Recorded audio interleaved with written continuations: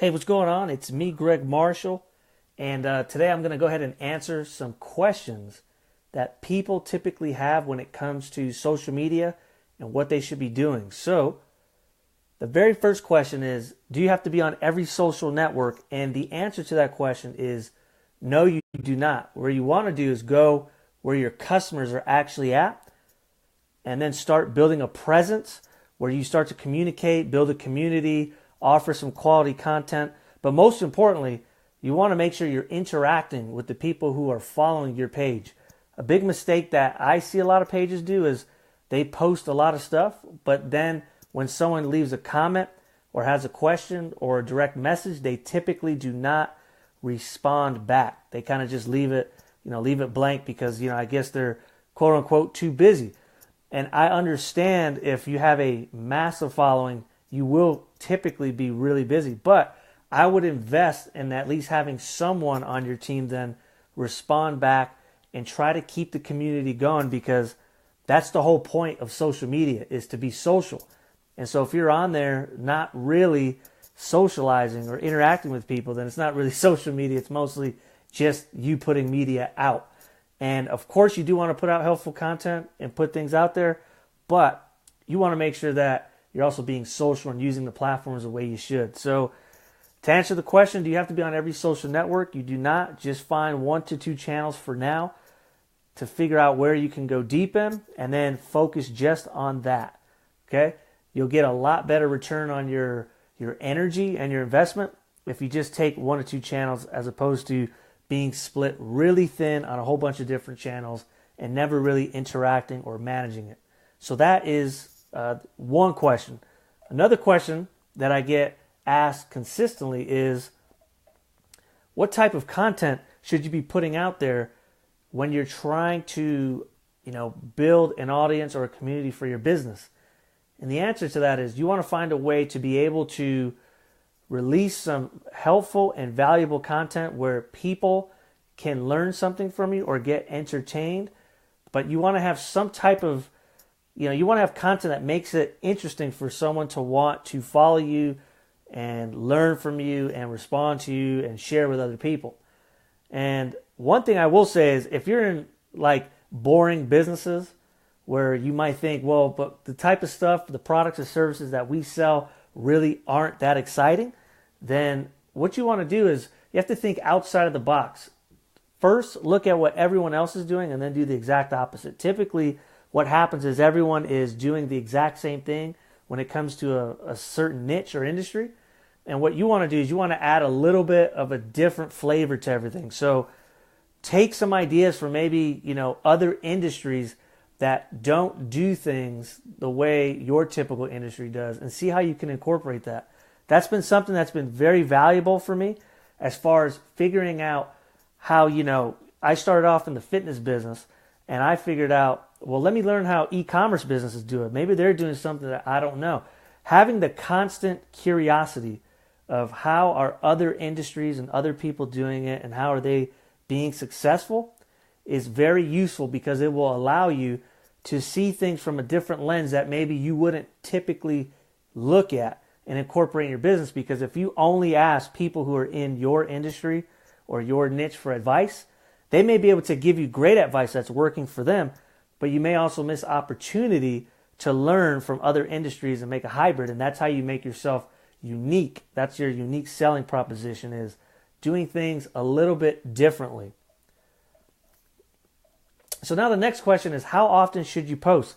And that question or that answer is actually, it's based on the type of business, your audience, but I would rather you make, the mistake of posting too much and being aggressive than not posting enough. And the reason is, most of the time, people aren't really paying attention to you as much as you think they are. And so you have to do a lot of action, a lot of activity to kind of garner that attention so that people can know what you offer, what you do for a living, how your company can help them, or your product, your service, or your brand. And if you're not posting enough, you're basically going to miss out on opportunities for people to reach out. And usually when that question is asked, how often should I post? It's usually more fear-based, meaning people are afraid to annoy other people by posting too much, or they don't want to be that quote unquote business or that quote unquote social media person or marketer or whatever that people associate with being annoying. And more often than not, it's usually what you're sharing is what people find annoying more than, just sharing in general. If you're just sharing unbelievable tips or something, obviously it's targeted to your niche, but if you're sharing things that are really, really valuable to your audience, they're typically going to want to keep getting more and more. If you think of anyone that you follow, that you're a big fan of, whether that's online or offline or business or TV station or whatever, you typically can't get enough of it. You want more. Like if they're showing you, some type of film on TV, then you want to see them on social media, then you want to see them in a magazine. That's typically how it is because you're a fan. So that's how you got to look at it, is post often with the thought of, what am I posting? Making sure you're posting valuable content that people can use. And it doesn't just have to be educational. It could also be entertaining. That's also another form of value. So don't be afraid to post too much. Take a look at your numbers. Almost every social media platform has insights that you can look at so you can figure out what's working, what's not. Once you figure out what's working, just do more of that and kind of build out from there. So don't be afraid to post too often. The next question is, when should you post? Like, is there specific times of the day you should post, et cetera, et cetera. And what, there are stats that you can find and insights in these social media platforms to see what time all of your followers are actually online. And so what this requires you to do is ask yourself, well, where are all of my followers, or where are all the people that I'm trying to reach? And what I mean by that is, the where is, are they in the United States? Are they in, Australia? Are they in Canada? Are they, in Asia? Where are they? Where's your audience? And then figure out what time are they on. Because if you have a global audience, then you'll want to post multiple times a day, because not everyone's going to be on at the same time, because there's different time zones. Or if you just have a local audience in an individual state or a city, then you want to post based on the time zones of the individual state or the city. So you want to customize it. But the only way you really can figure that out is to look at it, look at your insights, look at which type of posts perform well, take a look at what time you posted those, and then accordingly schedule your posts out, or schedule your time to put something out there when everyone is on, so you have a greater chance of being seen or heard. But a big aspect of getting your stuff seen has a lot to do with the algorithms of each social media platform. And when I say use the word algorithm, basically it's like a formula where the social media platforms want people to stay on their platforms for as long as humanly possible. So if you're putting out posts that is causing people to stay on the platform much longer and come back more and more, they usually reward you by showing that post a little bit more to a larger audience. So it does matter what type of content you're putting out, what type of reaction you're getting, and the time of the day that people are on. So the best time to post, once again, is when your followers are online. So you have to research and figure out when your followers are online, or the targeted audience that you're trying to reach, what time are they online? Next question is, how do you grow an audience, or how do you get more followers? This is a good question, because you have to ask yourself first, why do you want more followers? What type of followers do you want? What are you going to be offering them to make them even want to follow you? And essentially, once you are clear on what you're trying to do and who that target audience is, then you have to come up with a content marketing strategy. And then the best way to get more followers is to be very active. So most big accounts don't become big just because somehow people stumbled upon them. Yes, that does happen sometimes, but I wouldn't bank on that. When you first start out, if you want to build a following, you have to reach out and you have to interact with other people in the social media platforms and their communities. Essentially, you have to do what people keep trying to avoid doing, which is the day-to-day kind of groundwork of reaching out, doing, it's networking, it's somewhat sales, because you have to go out and meet new people and put yourself out there. And so if you want to have more followers, you have to be posting often, posting at the right time, and you have to be active within the community and reach out. I feel like this is something that's not talked about very much when it goes about building more followers or building a community. Is it doesn't just happen automatically. You have to take consistent long-term action, and you have to reach out and network. That's the purpose of these platforms. They will be useless to you if you're not utilizing it the way that these platforms have designed it to be used, which is to socialize and network with other individuals. So the way to get more followers, post more often, reach out, be aggressive, talk to people, try to get shout outs, try to be featured on other people's pages, find ways to offer more value to the people you're reaching out to, and that's how you'll eventually start to grow your following. But don't get too caught up in just the number of followers.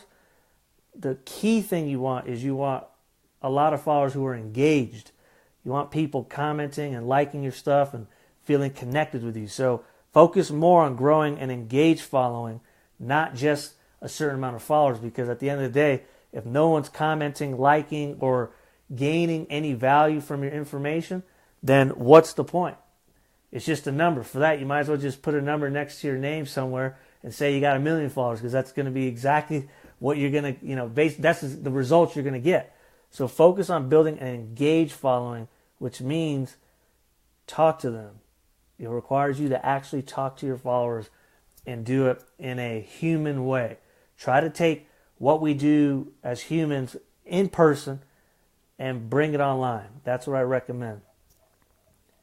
Okay, next question is, how do we connect with everyone? Okay? So the way you do this is, number one, you have to commit to wanting to connect with everyone, even if you can't. You just got to make the decision that that's a very important part of your business and your community. And if you underestimate that or think there's no value in building a community, then you're going to struggle a lot, because people are going to be able to tell, sense, and feel that you're on it only for yourself and only for your gain, and not the overall, building the relationship with individuals. You don't necessarily, if you think about it, most of us do not like to just be sold to or just be closed like a transaction.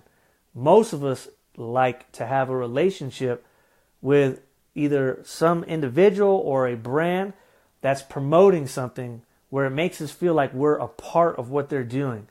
And it doesn't necessarily require that you have to do something ridiculously over the top. You just have to show that you care, plan out in advance how you can play offense with that, and then make it a key aspect to go, tell your team, hey, we want to respond to everyone. We want to know what they're feeling, what we're doing good, what we're doing bad, and make adjustments as we go. You don't want to just look at it like we're just out there to, get our name out there, and we don't really care what they think. We just want them to buy our stuff. That's typically what makes social media fail every single time, because when you're thinking about only selling, it's just like in person. If you go meet someone on the street and you tell them, hey, you should just buy my stuff. I haven't told you the benefits. You don't know me. I'm just a complete stranger, but I don't really feel like taking the time to get to know you. I just want your money. So why don't you just buy my stuff? That's basically what you're saying by not responding back or not interacting with your community, or at least a portion of your community, and making the honest effort. So make sure that you're trying to interact with your customers, your clients, in the best and most effective way that you can, so you can build that community.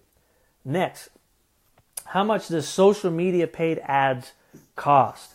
This is a question where if you get caught up in the word cost and you're worrying too much about cost and expense and not return on investment or return on energy, you're not going to be as effective as possible, because if you're trying to drive costs down only, you may be losing big value on the back end. And, I use this as an example with a client of mine where it was like, if I told you could spend $500 a month and you make $2,000 a month, you'd be excited about that. And if you were like, well, what if I spend $10,000 and make $30,000 a month back? Well, if you're thinking only about costs, you're going to be worried too much about the $10,000 that you'll never spend it to get the return. And what that does is, yes, you were successful on the smaller scale, but if you wanted to make more money, and that may not be everyone's goal, but if you wanted to make more money, you can't necessarily do it by playing small and doing really small activities. You have to actually, you have to go for things, but you have to do it in a, structured way where you're not, putting yourself out too much. So make sure that you're willing to invest in social media ads if and only if you have a full strategy on what you're going to do and you're looking at this as a long-term play, not a, let me just run an ad real quick, make a couple $100 and be out. Then it's not necessarily worth the risk because you're more likely to lose the money than to actually build on it. So the cost of social media, that's probably the wrong way to look at it. It should be the investment of social media. Should I invest in social media ads or not? And the answer is not always yes. Believe it or not, coming from a social media guy, it's not always yes. It's if you're willing to commit to building a platform that's an asset that can produce consistent returns for you over and over again this year, next year, and the year after, then absolutely you should invest in social media ads and you should invest, a good portion of your marketing budget towards that if that's your strategy. If not, don't do it. Okay? Next question. How do I come up with what my social media ROI is? How do I figure out that this is coming back to you? So the best way to look at it is to look at it as a whole. And what I mean by looking at it as a whole is social media getting you conversations?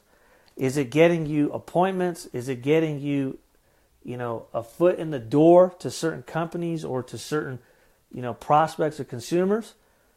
And then at the end of the month, you should look at how much did you spend? What did you get out of it? And, well, what I got out of it this month, can that come back to me again next month and the month after that?